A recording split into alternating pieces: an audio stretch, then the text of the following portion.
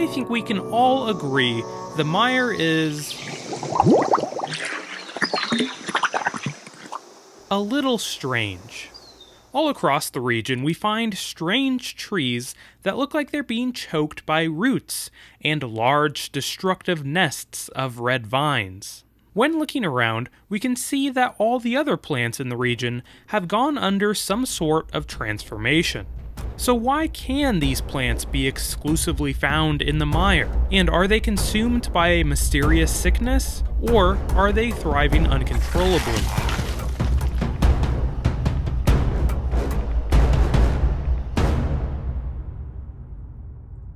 Just east of the abandoned waste dump, we can trigger the event Heart of the Swamp, and hear from a senior member of the Free States, Riley Clay. I covered his story and the story of the Free States in my Free States faction lore video. If you are interested in any of the characters mentioned in this video, that video is a great companion video to this one. Here is Riley.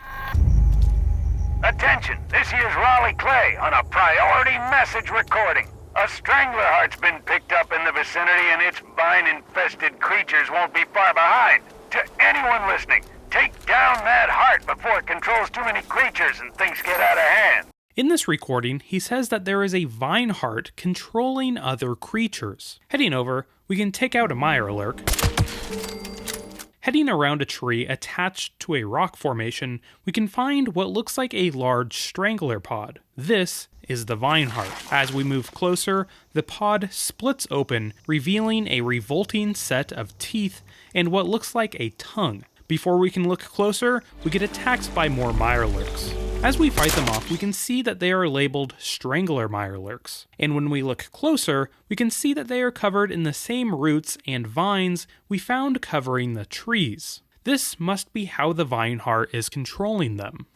Progressing through the event, every time the heart closes, it releases a radioactive gas onto the swamp. This must be what is infecting the subterranean creatures. On the final wave, we hear from Riley again.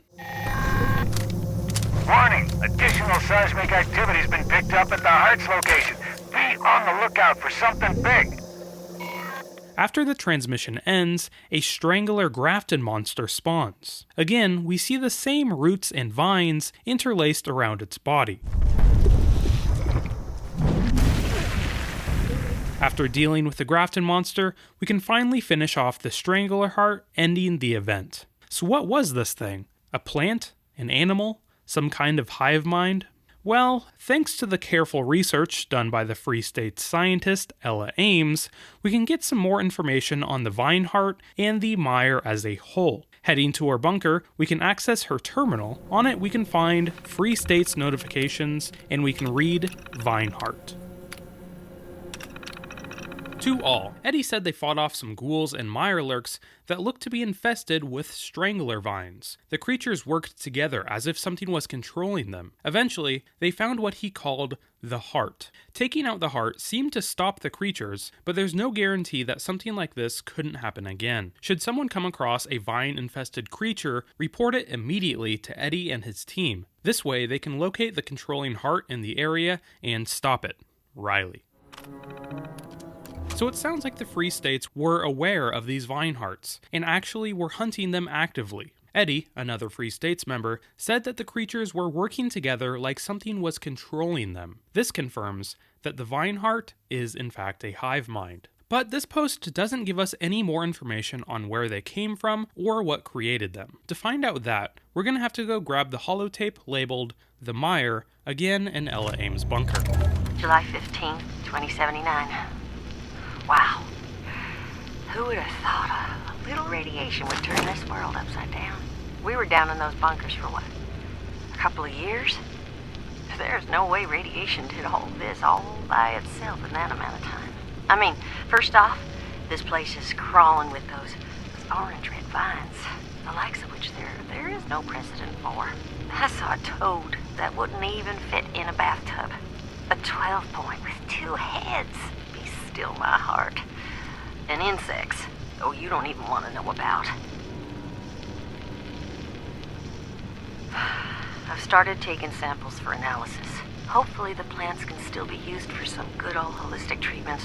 Raleigh's getting to work on a series of tests for the water and soil. I don't know. I guess we can count ourselves lucky the air is breathable. But this place, I grew up here, and I barely recognize it. There's no way we were prepared for this. Toxicity levels, slight mutations, yes, but I'm telling you, Darwin would lose his mind out here. So Ella Ames emerges from her bunker into the mire a few years after the bombs fell. The mire was modeled after several real-life swamps in north and southeastern West Virginia. And after emerging from her bunker, she notices the same things that we talked about earlier in the video. As part of the Rad Shield quest, Ella Ames heads out to find Riley Clay. Unfortunately, she never completes her journey. But locating her body can give us another clue on what happened in the mire. At the Excelsior model home, just down the hill from the Southampton estate, where we can find Ella Ames' body, we find a note in this building that looks to be destroyed by the red vines. Thought I was being smart coming out here, getting a nice, fully furnished house all to myself. Boy, was I wrong. I heard some crazy explosions, and the next thing you know, this weird smoke comes barreling down from what I guess was the mountains. I sealed up the house, but it was the beginning of the end. Next thing I knew, the entire area was transforming. It's like the swamp just took over. We built this house on solid ground, but I'll be damned if this place isn't sinking. It's like the bombs dropped, and now the world is looking to just swallow us up and never look back. So what could this mysterious smoke be? After reading this note, it sounds like the mire's transformation was caused by this smoke. Well, in the note, they say that the smoke came from up the mountains. So let's head up, see if we can find anything. Heading up the hill that the smoke rolled down, we eventually run across Vault 94, the origin of the mire's struggles. Heading inside the cave that leads to the vault door, we can find a overgrown oasis. It looks like the plants here are in fact thriving instead of being diseased.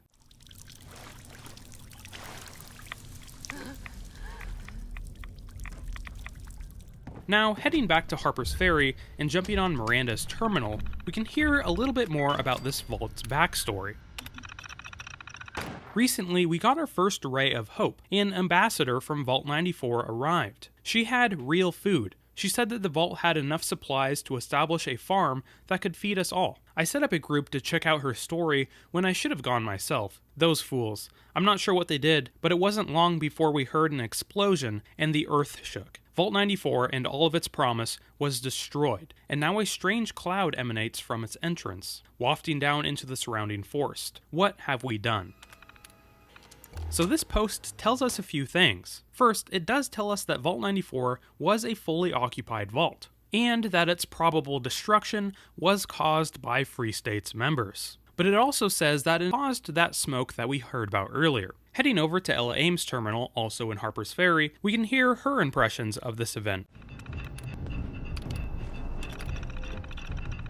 I was talking to Miranda at the clinic the other day, and she told me about having an ambassador from Vault 94. From what she described, and what I can gather, I'm betting you anything, some simple fools went out there, witnessed a GECK in action, and somehow messed it all up out of ignorance. It explains the second large explosion we felt after the bombs dropped, and how this mysterious fog came rolling out which stirred up all this change. I can't even begin to scientifically theorize the effect it would have on an environment when improperly utilized.